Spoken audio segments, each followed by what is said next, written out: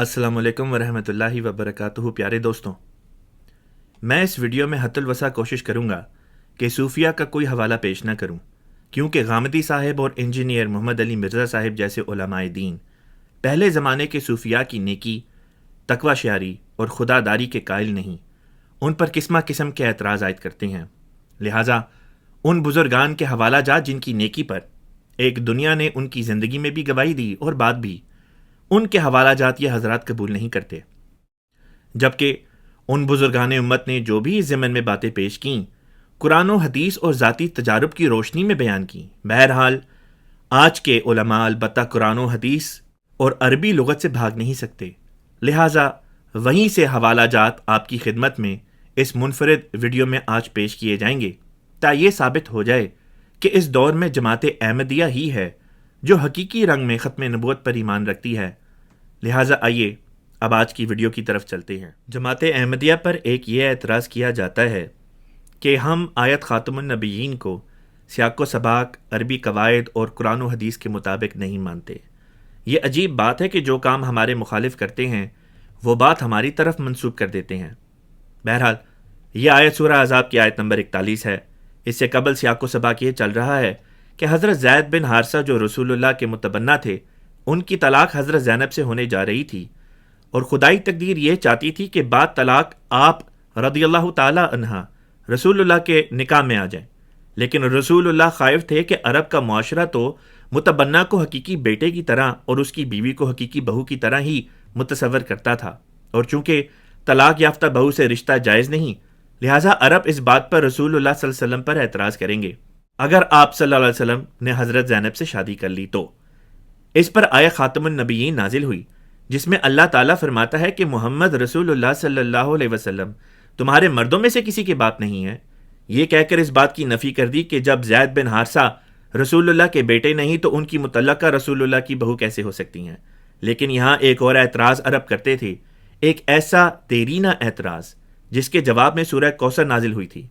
कुरैश कहते थे कि चूँकि रसूलुल्लाह का अपना कोई लड़का नहीं है, लिहाजा आपकी वफ़ात के बाद आपकी जमात लावारिस होकर ख़त्म हो जाएगी।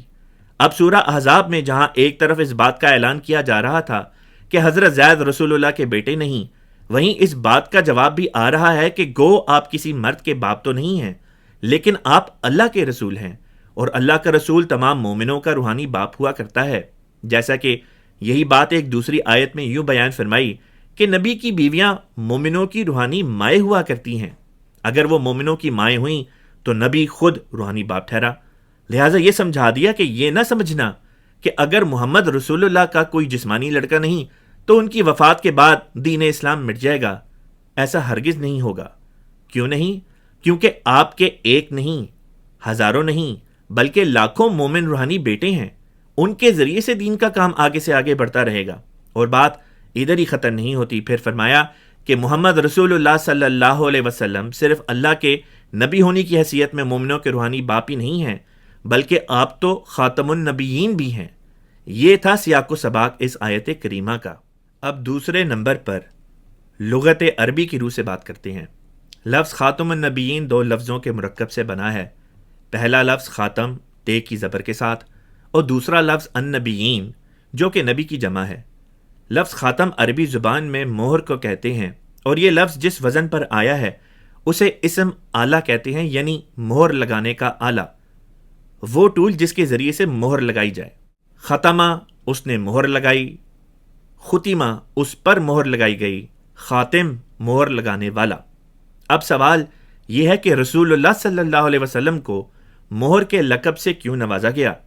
सियाक़ो सबाक बताता है कि रसूलुल्लाह सल्लल्लाहु अलैहि वसल्लम सिर्फ मोमिनों के रूहानी बाप नहीं, बल्कि वो आला और अरफा मकाम भी रखते हैं कि आपकी मोहर तस्दीक जिस शख्स पर लग जाए वो अल्लाह ताला के दरबार में नबी होता है। बाइबल ने मुख्तलिफ अंबिया पर जो एतराज़ आयद किए हैं, अगर उनको नाउज़ बिल्लाह सच्चा मान लिया जाए तो किसी नबी की सदाकत साबित ना हो सके।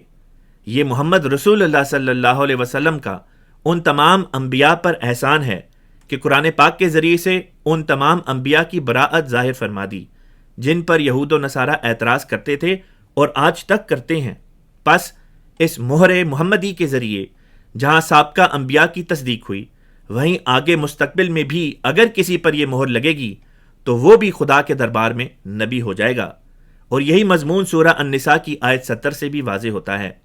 اس مہر کے ذریعے سے تصدیق جاری ہوتی ہے نہ کہ بند۔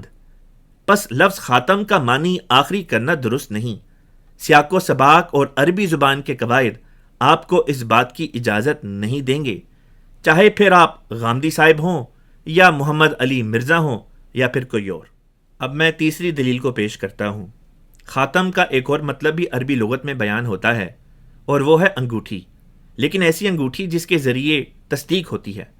پہلے زمانے میں بادشاہ ایسی شاہی انگوٹھی پہنتے تھے جس کے ذریعے وہ سرکاری دستاویزات پر اپنی مہر تصدیق ثبت کرتے، تا یہ بتایا جائے کہ یہ دستاویز واقعتاً آفیشل ہیں اور بادشاہ ہی کی طرف سے، نہ کہ جعلی۔ اسی طرح کی ایک انگوٹھی رسول اللہ صلی اللہ علیہ وسلم نے بھی اپنے لیے بنوائی، اور مختلف سلطنتوں کے بادشاہان کی طرف جب آپ نے اپنے تبلیغی خطوط روانہ فرمائے تو اس پر اپنی مہر تصدیق ثبت فرمائی۔ اس پر بعض لوگ کہتے ہیں کہ مہر بمانی سیل کے ہوتی ہے، جو کسی چیز کے آخر پر لگائی جاتی ہے اور اس کے بعد اس میں کچھ شامل نہیں کیا جا سکتا۔ وہ کہتے ہیں کہ سٹیمپ کا معنی نہیں کیا جا سکتا۔ یہ بات درست نہیں۔ اگر مہر بادشاہ ہی کی ہے تو بادشاہ کو کوئی چیز مانے نہیں کہ مہر لگانے کے بعد بھی اگر وہ کوئی اہم بات اپنی تحریر میں بیان کرنا چاہے تو نہ کر سکے۔ مہر کا مقصد تو تصدیق کرنا ہوتا ہے، نہ کہ بادشاہ کو روکنا۔ بادشاہ کی مہر بادشاہ سے اوپر نہیں ہوتی بلکہ اس کے تصرف میں ہوتی ہے۔ یہ بات انہی معنوں میں آج تک عربی میں استعمال ہوتی ہے، لیکن جب آنکھوں پر پردے پڑ جائیں تو انسان چڑھتے سورج کا بھی انکار کر دیتا ہے۔ لہٰذا یہ میرے ہاتھ میں پاکستانی پاسپورٹ ہے، اور یہ اس کے آخری صفحے کے اوپر آپ دیکھ سکتے ہیں کہ عربی میں ایک عبارت لکھی ہوئی ہے جہاں پہ لفظ خاتم استعمال ہوا ہے، اور وہ بھی ان معنوں میں کہ خاتم سے مراد ہے سٹیمپ۔ لہٰذا جیسے کہ میں نے کہا تھا کہ آج تک لفظ خاتم ان معنوں میں استعمال ہوتا آ رہا ہے، لیکن علماء اگر جان بوجھ کے اپنی آنکھیں بند کر لیں تو کوئی بھی نہیں جو ان کو حقیقت سے آشکارا کرا سکے۔ اب چوتھی دلیل کو لیتے ہیں، اور وہ یہ ہے کہ جب یہ لفظ خاتم اسم اعلیٰ کے طور پر آئے اور بعد اس کے کسی جنس کی اسم جمع ہو، یعنی جیسے شعراء، اطباء، حفاظ، اولیاء، مہاجرین، تو اس سے مراد اس کیٹیگری میں بہترین ہونا لیا جاتا ہے، یعنی افضل ترین، اس کیٹیگری کا ماہر، نہ کہ زمانے کے لحاظ سے آخری۔ لہٰذا حضور صلی اللہ علیہ وسلم نے حضرت علی کو خاتم الاولیاء بیان فرمایا، لیکن حضرت علی کے بعد بھی امت میں اولیاء آتے رہے، ہاں ان کے پائے کا کوئی نہیں آیا۔ اسی طرح حضور صلی اللہ علیہ وسلم نے اپنے چچا حضرت عباس کو خاتم المہاجرین فرمایا، لیکن ان کے بعد بھی لوگ ہجرت کرتے تو رہے، ہاں دوسروں کی ہجرت ان کے پائے کی نہ تھی۔ اسی طرح دیوان الحماسہ جو عربی شعر و شاعری کی ایک قدیم کتاب ہے، اس میں حبیب الطائی کو خاتم الشعراء کہا گیا ہے، حالانکہ ان کے بعد اب بھی کئی شعراء آتے رہتے ہیں۔ عربی لٹریچر میں 10-20 نہیں بلکہ سینکڑوں ایسی مثالیں اب بھی موجود ہیں جو ہمارے ان کیے ہوئے معنوں کی توثیق کرتے ہیں، جبکہ آپ کو آپ کے اپنے علماء کے کیے گئے معنوں کے حق میں کوئی مثال عربی زبان میں نہیں ملے گی، کوئی بھی نہیں۔ اور اگر آپ نے لفظ خاتم کو آخری کے معنوں میں ہی لینا ہے تو ان معنوں میں لیں جن معنوں میں آج تک یہ لفظ استعمال ہوتا آیا ہے، یعنی بہترین۔ بطور محاورہ اردو میں بھی ہم کہتے ہیں کہ جب مثلا ایک عام مثال کے طور پر کہ بابر اعظم کور ڈرائیو مارتا ہے تو کہتے ہیں اخیر شاٹ ماری ہے، مراد اس سے صرف اتنی ہی ہوتی ہے کہ اس سے بہترین اور کوئی شاٹ نہیں ہو سکتی۔ لہٰذا رسول اللہ صلی اللہ علیہ وسلم معراج میں تمام انبیاء سے آگے نکل گئے اور اس مقام تک پہنچے جس سے آگے صرف خدا تعالیٰ کی ذات تھی۔ یہ ہے وہ مقام کے لحاظ سے آخری ہونے کا حقیقی مفہوم۔ رسول اللہ صلی اللہ علیہ وسلم نے لفظ آخر بہترین کے معنوں میں خود اسی کانٹیکس میں اپنے لیے اور اپنی مسجد نبوی کے لیے استعمال فرمایا، انی آخر الانبیاء و ان مسجدی ھذا آخر المساجد، کہ میں انبیاء میں آخری ہوں اور یہ میری مسجد مساجد میں آخری ہے۔ لیکن سب جانتے ہیں کہ رسول پاک صلی اللہ علیہ وسلم کی مسجد یعنی مسجد نبوی کے بعد بھی اب بھی ہزاروں لاکھوں مساجد تعمیر کی جاتی ہیں اور کی گئی ہیں۔ پھر یہ آخری کن معنوں میں ہوئی؟ انہی معنوں میں کہ مساجد تو بنیں گی لیکن اس پائے کی مسجد نہیں ہو سکتی جس پائے کی مسجد خود رسول پاک صلی اللہ علیہ وسلم کی مسجد تھی۔ انہی معنوں میں رسول پاک صلی اللہ علیہ وسلم آخری نبی ہیں کہ آپ کے بعد کوئی آپ کے پائے کا، آپ کے مقابل کا، آپ کی ٹکر کا نبی اس دنیا میں نہیں آ سکتا۔